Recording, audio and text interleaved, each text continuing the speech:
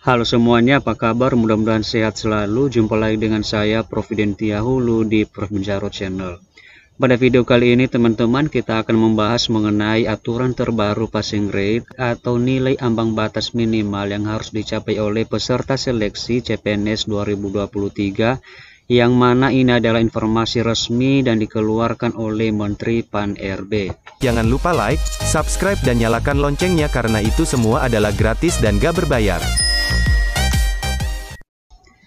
Jika kita melihat teman-teman berdasarkan surat yang telah dikeluarkan oleh Menteri Pan-RB, di mana keputusan Menteri Pendayagunaan Aparatur Negara dan Reformasi Birokrasi Republik Indonesia dengan nomor 651 tahun 2023 tentang nilai ambang batas seleksi kompetensi dasar pengadaan pegawai negeri sipil tahun anggaran 2023. Di sana teman-teman banyak sekali ketentuan mengenai passing rate atau nilai ambang batas minimal yang harus dicapai oleh seluruh peserta seleksi CPNS tahun 2023. Dan kemudian teman-teman ada juga ketentuan mengenai nilai ambang batas dan tata cara pembobotan nilai bagi pelamar umum dan pelamar yang mendaftar pada kebutuhan khusus. Karena pada tahun 2023 ini teman-teman ada dua jenis kategori pelamar yang dibuka oleh pemerintah. Yang pertama adalah pelamar umum dan juga ada pelamar khusus. Seperti yang telah kita ketahui bersama teman-teman bahwa pada seleksi kompetensi dasar tahun 2023 ini ada tiga jenis seleksi atau ada tiga jenis tes yang harus diikuti oleh seluruh peserta. Yang pertama adalah TWK, kemudian TIU dan juga ada TKP. Ketiga jenis tes ini teman-teman kita pernah membahas pada video sebelumnya. Jadi yang kita bahas pada video kali ini adalah mengenai ketentuan passing rate atau nilai ambang batas minimal yang harus dicapai oleh seluruh peserta. Dan kemudian kita juga membahas mengenai durasi waktu yang akan diberikan kepada seluruh peserta dalam mengerjakan TWK, TIU, dan TKP tersebut. Di mana durasi waktunya adalah untuk pelamar umum ada sekitar 100 menit, sementara untuk pelamar khusus ada sekitar 130 menit.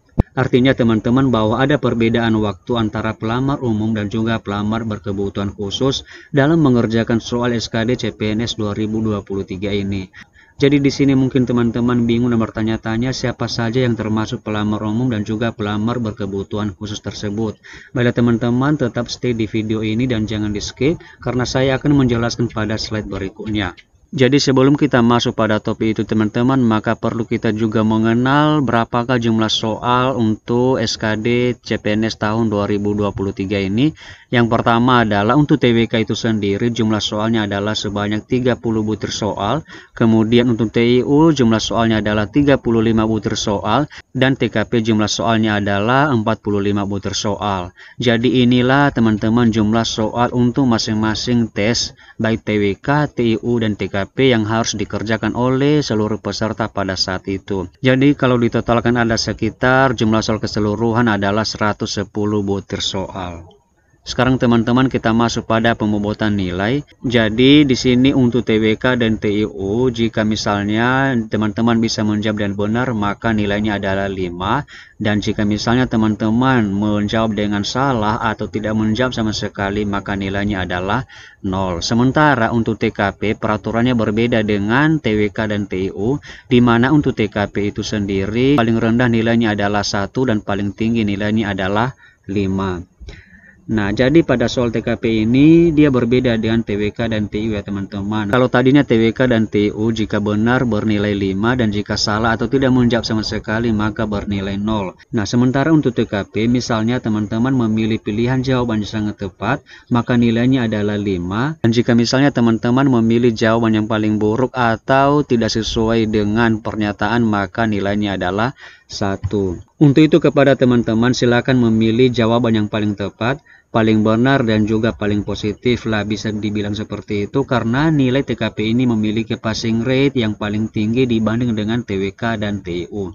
Kemudian kita masuk pada nilai kumulatif ya teman-teman. Untuk TWK nilai kumulatifnya adalah sebesar 150.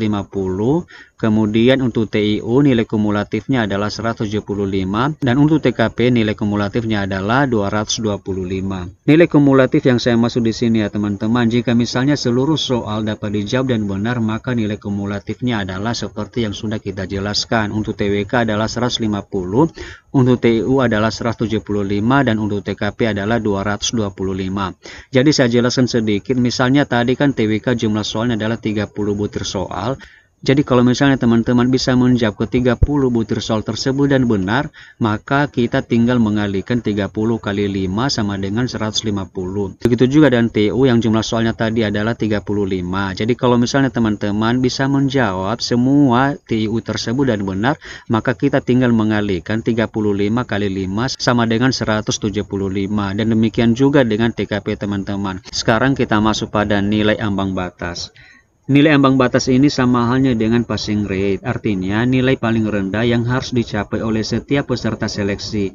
Jadi kalau misalnya teman-teman tidak melewati nilai ambang batas yang telah ditetapkan, maka teman-teman dinyatakan gugur atau tidak lolos sehingga tidak dapat melanjutkan pada seleksi berikutnya. Jadi untuk TWK, nilai ambang batasnya adalah 65. Kemudian untuk TIU nilai ambang batasnya adalah 80, dan yang terakhir adalah untuk TKP nilai ambang batasnya adalah 166.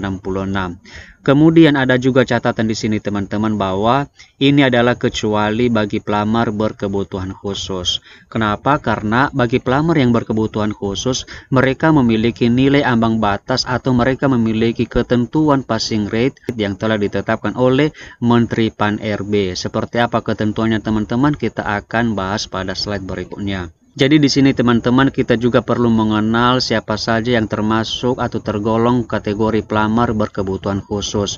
Yang pertama adalah pelamar dengan kategori cum laude, kemudian pelamar dengan kategori diaspora, kemudian penyandang disabilitas, dan yang terakhir adalah putra-putri wilayah Papua. Jadi inilah pelamar-pelamar yang termasuk pada pelamar berkebutuhan khusus.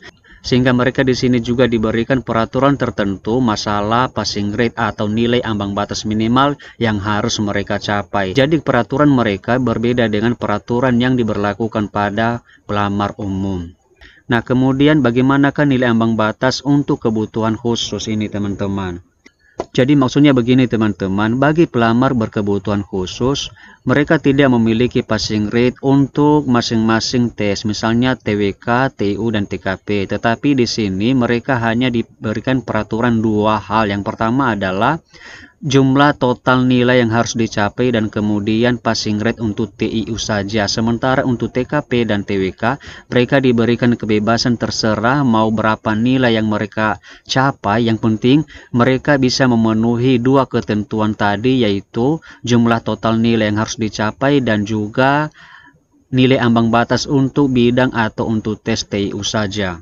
Nah, untuk cum laude sendiri teman-teman, pelamar harus mencapai total nilai sebesar 311. Artinya kalau misalnya nanti teman-teman yang kategori cum laude ini sudah mengikuti ujian SKD, artinya sudah mengikuti TWK, TIU, dan TKP, maka dia harus mencapai jumlah total keseluruhan dari nilai TWK, TIU, dan TKP itu sebesar 311. Artinya kalau misalnya nilainya kurang dari 311, atau total nilainya kurang dari 311, maka peserta tersebut tidak bisa melanjutkan pada tahap seleksi berikutnya atau dinyatakan gagal pada seleksi kompetensi dasar. Kemudian yang kedua adalah dia harus mencapai juga minimal TIU sebesar 85 teman-teman. Kemudian untuk diaspora itu sendiri, total nilai yang harus dicapai adalah sama dengan cum laude, yaitu sebesar 311 dan TIU adalah 85. Jadi mereka di ini teman-teman, baik cum laude maupun diaspora ini, mereka hanya diberikan dua peraturan saja, yaitu jumlah total nilai yang harus dicapai adalah 311 dan TIU mereka adalah 85, tanpa lagi mempertimbangkan nilai TWK dan juga nilai TKP mereka. Walaupun nanti nilai TWK mereka itu di bawah 65, maka tetap mereka nanti bisa lolos ke seleksi berikutnya. Begitu juga dengan TKP. Kalau misalnya tidak mencapai nilai ambang batas TKP yaitu 166, maka tetap bisa melanjutkan pada seleksi berikutnya. dengan catatan mereka memiliki total nilai itu 311 dan TIU mereka adalah 85. Lalu bagaimana juga dengan penyandang disabilitas teman-teman? Di sini untuk penyandang disabilitas mereka juga harus mencapai total nilai itu 266 saja, sementara nilai TIU mereka paling rendah adalah 60. Kemudian untuk putra-putri yang berasal dari wilayah Papua, nilai total mereka harus 286 dan TIU mereka adalah 60. Jadi seperti inilah teman-teman perbedaan antara nilai ambang batas yang harus dicapai oleh pelamar umum dan pelamar berkebutuhan khusus. Jadi demikian sajalah teman-teman informasi mengenai peraturan passing grade atau nilai ambang batas SKD CPNS 2023. Semoga bermanfaat and see you on the next video.